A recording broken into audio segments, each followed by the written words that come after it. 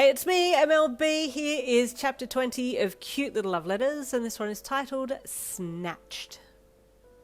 The next day was school, so you got up and wearily made your way to the ensuite to have a shower and then head off to class. But this shower was nowhere near as relaxing as your other one at home, and you felt sad as you stood there under the flow of water, feeling it running over you, but not really cleansing you like it felt like the one at home did. I can't wait to go back home again, you thought sadly, once you'd finished washing and then got out of the shower. When you were ready to go, you got your new phone and your bag and sent a message to your mum and dad to greet them for the day before heading off. You got a message from each of them before you got to your locker that morning and took a second to read it before getting your things and heading to class. You had the little note for Denki in your pocket and patted it lightly before you walked to class. You were excited and nervous to put it in there after school that day. Same morning, Denki was getting ready too when there was a knock on the door. "Hey, hey," he called brightly. "Come on in, it's unlocked." "Dude," Sarah said as he entered and closed the door and then walked over and sat down on Denki's bed, watching the blonde fix his hair in the mirror. "You need help for the potential capture this afternoon? Are you going to hang back and wait to see if they come and drop a note in your locker again?" "Oh, yeah. I probably should, hey?" Denki said, checking himself out in the mirror. "I can help if you like," Sarah asked. "Curie said we shouldn't scare them, but man, I kind of need to know because I'm at a crossroads and I don't want to hurt anyone, you know?" Denki said with a sad look on his face as he looked at Sarah in the mirror. "Yeah, fair enough, dude," Sarah replied as he leaned back on the bed with his palms. "I'll help you. Are you any good at catching things in jars?" "Man, I don't even know. I've never tried," Denki chuckled, fixing his fringe a little more. "You got one shot. That's all though, because if you miss, they'll probably never do it again," Sarah warned. "Yeah, thanks. I needed that kind of stress in my life right now. Jeez," Denki joked. Sarah chuckled. "It'll be fine. I'll be there," he said supportively. You were grateful for school that day. It was nice to have something that was routine and familiar, and you and Kendo chatted about your new rooms. "I need to swing by yours and see yours set up too. Last I saw it was filled with boxes and towels propped up against the wall. They're your paintings, right? I'm looking forward to seeing them," she said eagerly. "Yes, I've got it all set up now," you said with a relieved smile. "Come over after classes today," you offered, excited to show her your room. "Okay, I will," she said brightly. After classes ended that day, you waited for the locker room to clear and then stole down the hallway towards the room, quickly activating your quirk from halfway down the hall and flitting the rest of the way with your note clutched in your hand. "I just gotta do this quickly and then I'll head back to my room to show Kendo my stuff. I hope she likes my paintings," you thought, your mind on other things as you floated into the locker room and over to Denki's locker. You were so engrossed in your own thoughts that you didn't see the two boys hiding nearby, nor did you hear them run to the locker as soon as you had entered the locker vent.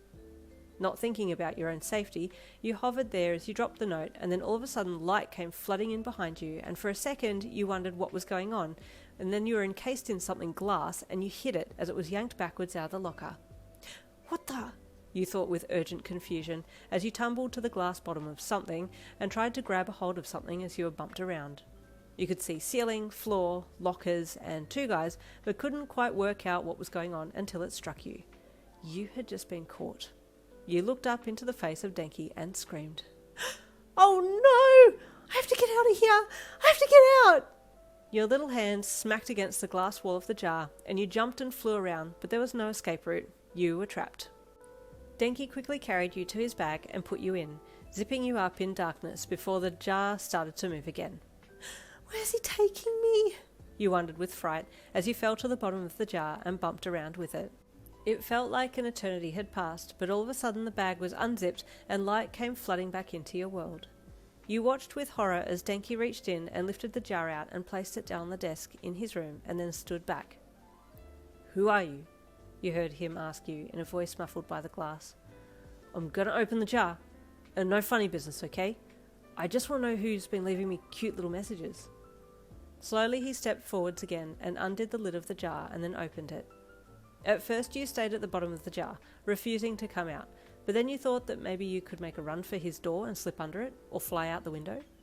Spurred by hope, you flew up out of the jar and made straight for his window, but found it shut. "Ah," he cautioned. "It's closed. Come on. It's okay. I'm not going to hurt you. I just want to know who you are." You looked at him and then his door and started to fly towards it, but he threw himself between you and the door and jumped, smacking his arms out across the bottom of it to block the gap under the door. No. Come on. It's not that bad. I'm not mad at you. I'm honoured, actually, he said with a smile. Just show me who you are.